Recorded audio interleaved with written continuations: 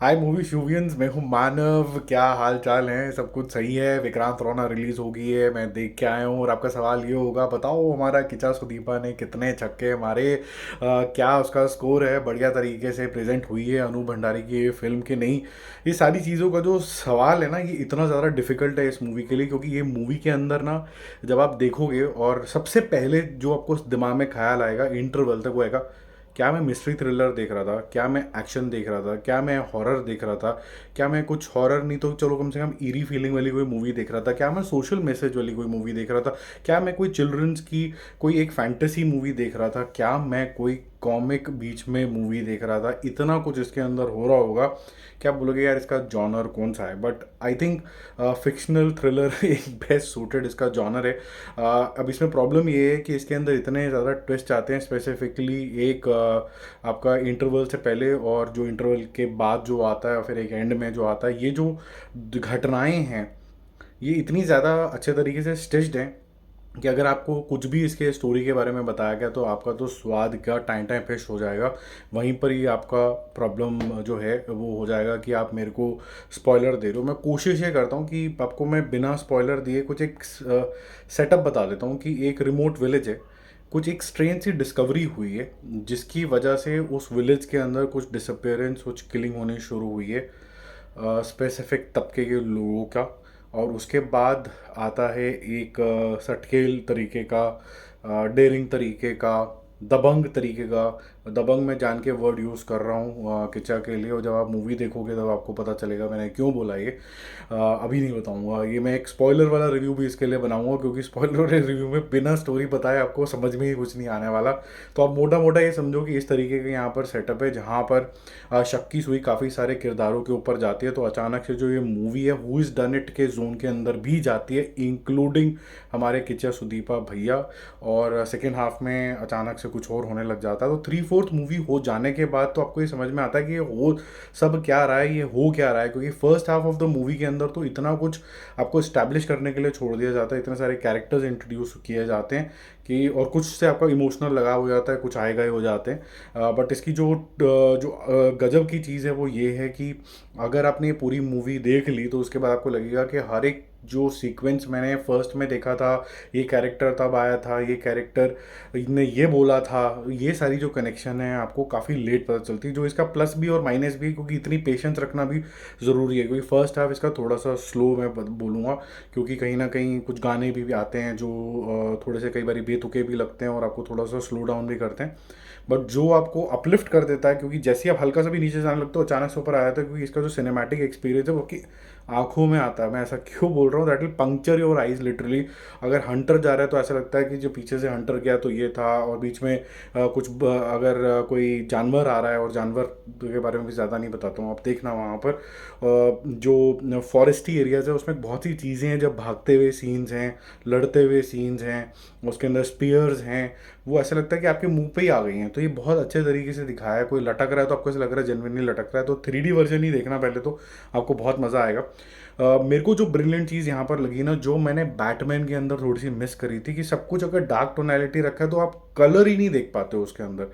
यहाँ पर Anup has been able to achieve through his of course VFX technical team, while the tonality is dark you can still figure out which color is it. So yellow yellow दिख रहा है, red red दिख रहा है, अगर किसी vehicle की light है तो वो अलग से दिख रही है।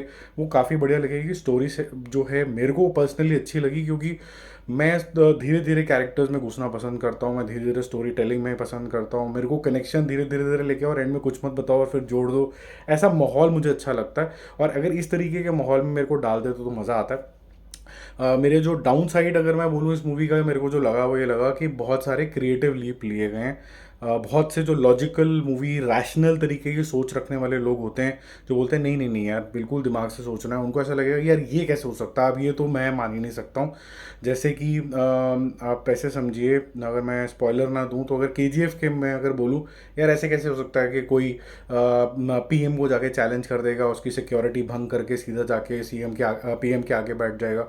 कुछ यहाँ पर भी ऐसे कुछ बेतुके से आपको लॉजिकल सीन दिखेंगे, लेकिन अगर आप अनूप भंडारी के एंगल से सोचेंगे कि आपने उसको एक एक जोन के अंदर डाल दिया है। ऐसे ही यहाँ पर भी अगर विक्रांत रोना एक जोन के अंदर प्रेजेंट कर दिया गया तो आपको वो स्टोरी के हिसाब से ठीक लगने लग जाएगा। बाकी म्यूज़िक ओके ओके है, it takes time to build up, तो आपको पेशेंट रहना पड़ता है थोड़ा। पहले जो 45 मिनट्स हैं वो काफ़ी अच्छा खासा पेशेंट होना पड़ता है ताकि आपको समझ में आना शुरू हो, कैरेक्टर का समझ में आना शुरू हो क्या रहा है। क्योंकि पहले कुछ आपको ऐसा दिखाया जाएगा कि इसका जॉनर थोड़ा सा हॉरर तो is not the right word, मतलब, लेकिन आपको ईरी सी फीलिंग आनी शुरू हो जाती है कि यार ये कुछ सुपर नेचुरल है, ये हो क्या रहा है।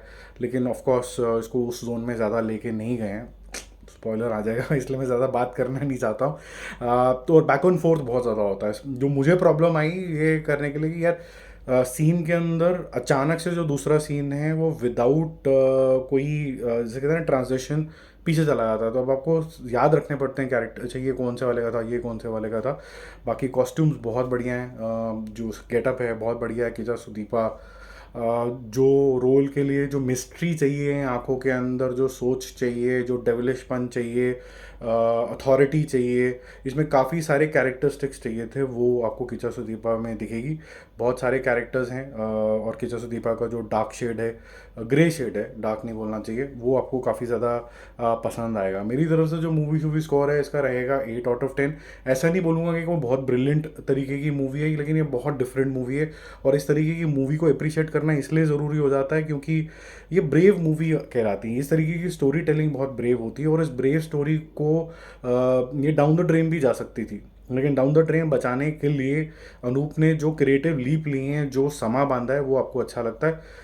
मेरी विश यही थी कि अब ये मूवी आराम से आधा घंटा कम हो सकती थी। इसके अंदर बहुत सारे बेतुके सीन हैं, जो कॉमिक सीन जो भी हैं, छोटे मोटे सीन्स हैं, वो भी नहीं होने चाहिए थे इसके अंदर वो होना ही नहीं चाहिए था मेरे ख्याल से, मुझे ऐसा लगता है। बाकी आप देखो, और उसके बाद थोड़ी देर में मेरे को लगता है कि लेट नाइट के आसपास मैं आपके साथ एक रिव्यू और बनाऊंगा इसका, which will be a spoiler review, जहाँ पर हम इसकी स्टोरी के ऊपर गंभीरता से डिस्कस करेंगे। वहाँ हम थोड़े से ज़्यादा क्रिटिकल हो जाएंगे, जिसके अंदर हम ये भी बात करेंगे कि इसकी स्टोरी कितनी दमदार थी, नहीं थी, क्रिएटिव लीप्स कहाँ कहाँ लिए गए, ये इलॉजिकल हो गया, और इलॉजिकल हो गया तो कैसे जो डायरेक्टर साहब है उसने संभाला, ये सब चीज़ें हम बात करेंगे। अभी तो आप जाओ फैमिली के साथ एंजॉय करो।